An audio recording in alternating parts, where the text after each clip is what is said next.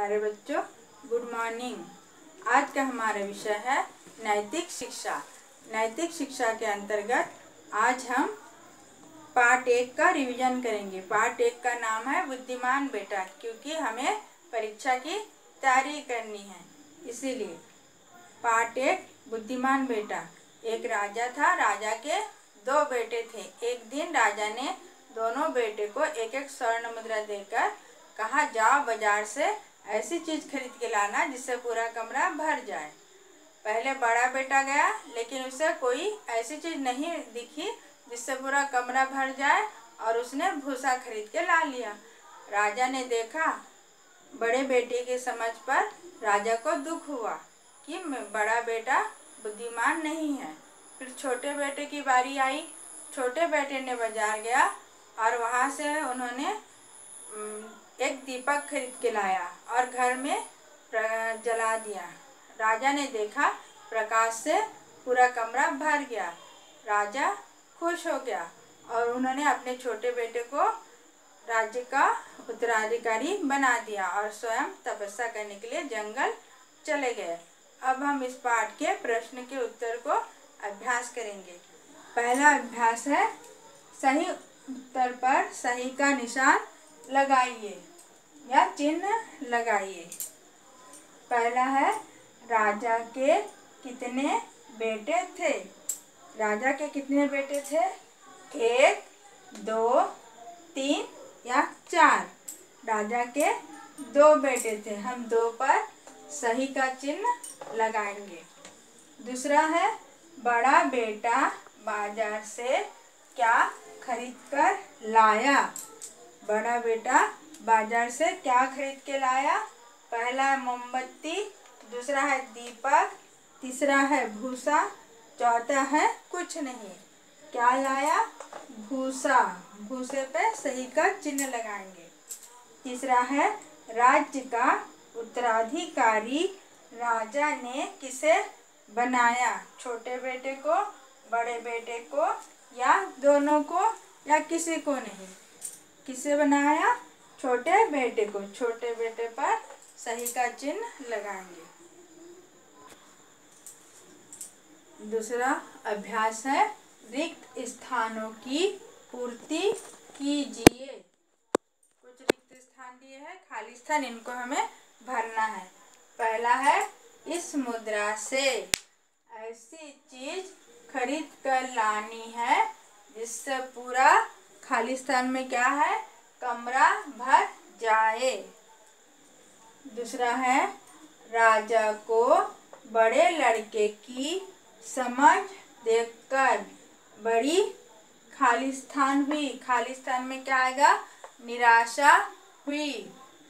तीसरा नंबर है, छोटे लड़के ने खाली स्थान खरीद लिया और घर लौट आया। यह खाली स्थान में है दीपक। छोटे लड़के ने दीपक खरीद लिया और घर लौट आया। चौथा है, पिताजी देखिए पूरा कमरा खाली स्थान से भर गया है। यहाँ पर खाली स्थान में है प्रकाश। पिताजी देखिए पूरा कमरा प्रकाश से भर गया है। पांचवा है, तुम ही इस राज्य के असली खाली स्थान हो। खाली स्थान में क्या है? उत्तराधिकारी। तुम ही इस राज्य के असली उत्तराधिकारी हो।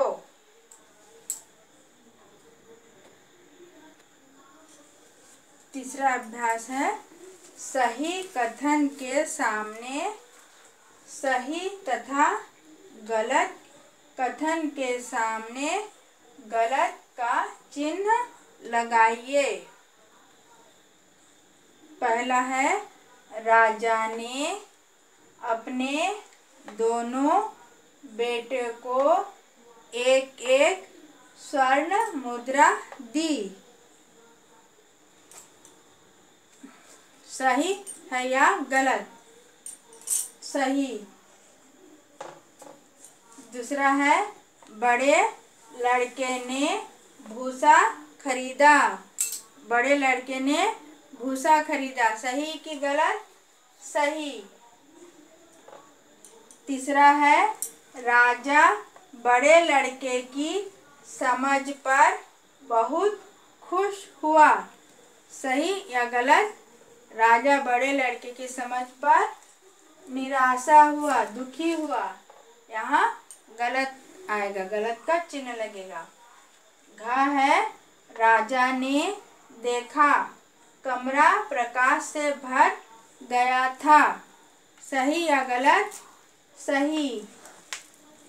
राजा ने देखा कमरा प्रकाश से भर गया था। बुद्धिमान, पांचवा है बुद्धिमान व्यक्ति सभी जगह सम्मान पाता है। सही या गलत? सही। यहाँ भी सही आएगा। चौथा अभ्यास है प्रश्नों के उत्तर दीजिए। पहला है राजा के कितने बेटे थे? उत्तर है राजा के 2 बेटे थे। दूसरा प्रश्न है बड़ा लड़का बाजार से क्या खरीद कर लाया? क्या खरीद के लाया? बड़ा लड़का बाजार से भूसा खरीद कर लाया। तीसरा है छोटे बेटे की बुद्धिमानी देखकर राजा ने क्या किया? उत्तर है राजा ने छोटे बेटे को राज्य सौंप दिया। राजा ने छोटे बेटे को राज्य का राजा बना दिया। चौथा प्रश्न है अंत में राजा कहाँ चला गया? अंत में राजा कहाँ चला गया? अंत में राजा वन में तपस्या के लिए चला गया। पांचवा है इस कहानी से आपको क्या शिक्षा मिलती है? इस कहानी से हमें अपना काम समझदारी से करना चाहिए, यही शिक्षा मिलती है।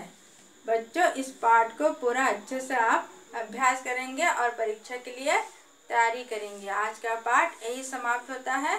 धन्यवाद।